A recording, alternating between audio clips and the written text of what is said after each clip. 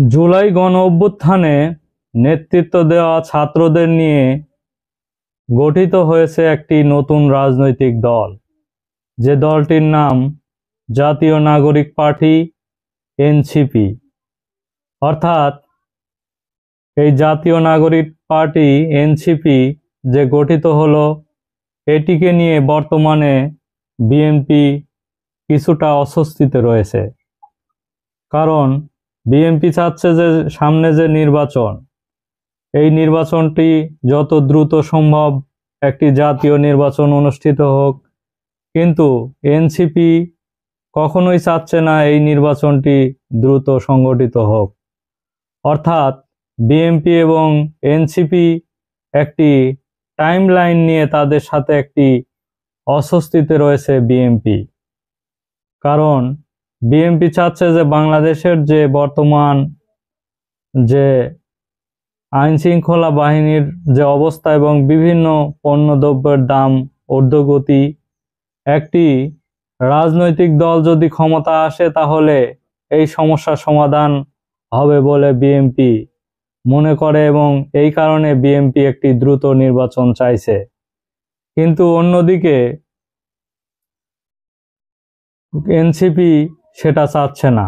NCP চাচ্ছে যে আগে শেখ হাসিনার ফাঁসি হোক বা শেখ হাসিনার বিচার শেষ হোক, তারপরে নির্বাচন।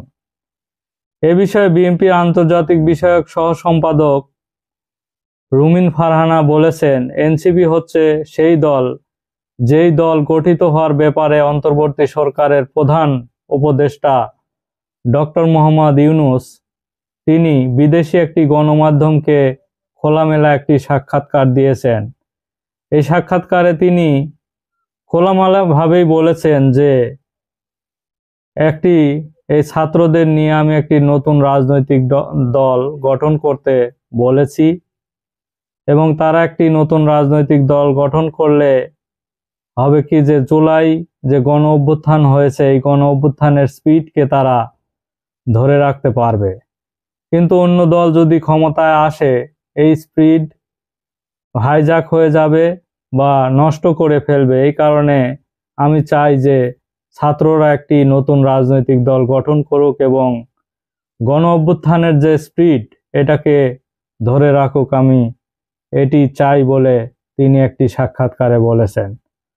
সুতরাং তার যে অবস্থা, এই বিশ্বাস এই নিয়ে নতুন দলটির প্রতি, তাহলে এটিকে কি আমরা রাজার দল বা কিংস পার্টি বলতে পারি না?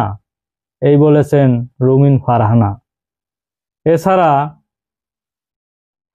তিনি একটি বেসরকারি টেলিভিশনে রুমিন ফারহানা এ বিষয়ে টকশোতে তিনি খোলামেলায় আলাপ করেছেন। তিনি আরো বলেছেন যে এই দলটি আমরা রাজার দল কেন বলছি, এর পেছনে কারণ তো আছেই।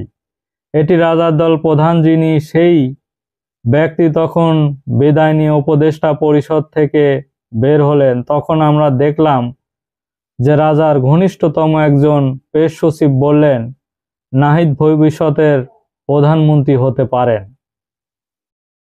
খুব গাঢ় এক ধরনের সহানুভূতি আমরা লক্ষ্য করছি।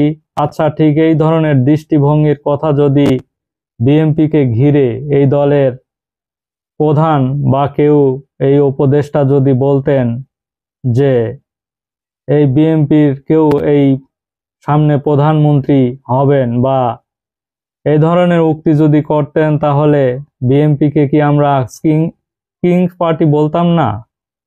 অর্থাৎ এইভাবে বর্তমান যে পরিস্থিতি, তারা যে প্রধান উপদেষ্টা সহ তার যে প্রেস সচিব বিভিন্নভাবে এই দলের প্রশংসা, এবং তারা অলরেডি বলছেন যে প্রধানমন্ত্রী হতে পারেন নাহিদ, এই ধরনের উক্তি তারা করছেন। তাহলে এই পরিষদের কেউ যদি বলে, তো অন্য দলগুলো কি বিএনপির ব্যাপারে অস্বস্তিতে বোধ করতো না? বিএনপিকে নিয়ে যদি এই ধরনের কথা বলতো, তিনি প্রশ্ন রেখেছেন। তারা কি মনে করতো যে এই সরকারের অধীনে আমরা নির্বাচন করব, বিএনপি নির্বাচন করবে, তাহলে বিএনপির কি অবস্থা হবে, আমাদের কি অবস্থা হবে? এই ধরনের তিনি মন্তব্য করেছেন। এসব বিষয় নিয়ে অন্য দলগুলোকেও বিএনপিকে নিয়ে একটি অস্বস্তি তৈরি হতো। তেমনি এই ধরনের অস্বস্তি যদি সবচেয়ে বড় দল বিএনপি আসতো, তাহলে আপনি বিএনপিকে দোষ দিতে পারেন? তেমনি জাতীয় সংসদ নির্বাচনের ব্যাপারে ব্যারিস্টার রুমিন ফারহানা বলেছেন, নির্বাচন কবে হবে এটি নিয়েও মিলিয়ন ডলারের প্রশ্ন, কিন্তু কেন? প্রাথমিকভাবে আমরা দেখলাম ডক্টর মোহাম্মদ ইউনূস বলেছেন যে একটি নির্বাচন সরকারের মেয়াদ যা হয় তার চেয়ে কম হতে হবে। বর্তমান যে অন্তর্বর্তী সরকার, একটি নির্বাচিত সরকারের চেয়ে অবশ্যই কম মেয়াদ হবে। এই কারণে নির্বাচিত সরকার নয়, এটি একটি অন্তর্বর্তী সরকার, কারণ এই সরকারটি একটি নির্বাচিত সরকার নয়, এটি একটি অন্তর্বর্তীকালীন সরকার। এই কারণে তার মেয়াদ তো সংক্ষিপ্ত হবেই। কিন্তু ঠিক কম কতদিন, কম কিছুই পরিষ্কার করলেন না।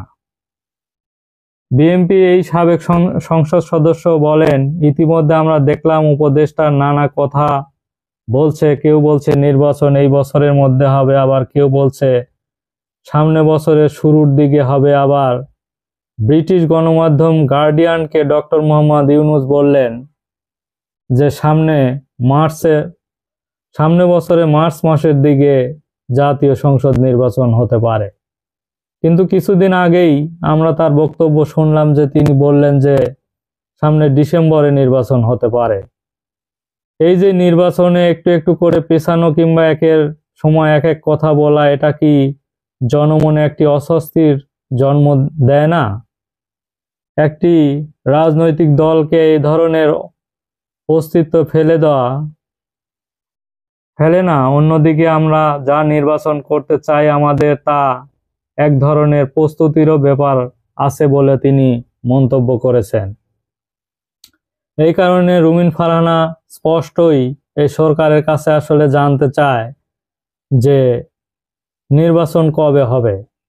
বিভিন্ন সময় বিভিন্ন বক্তব্য না দিয়ে একটি দলের যেহেতু প্রস্তুতির ব্যাপার রয়েছে, এই কারণে সুস্পষ্টভাবে একটি ঘোষণা চায় আসলে কবে জাতীয় সংসদ নির্বাচন হবে। ধন্যবাদ সবাইকে।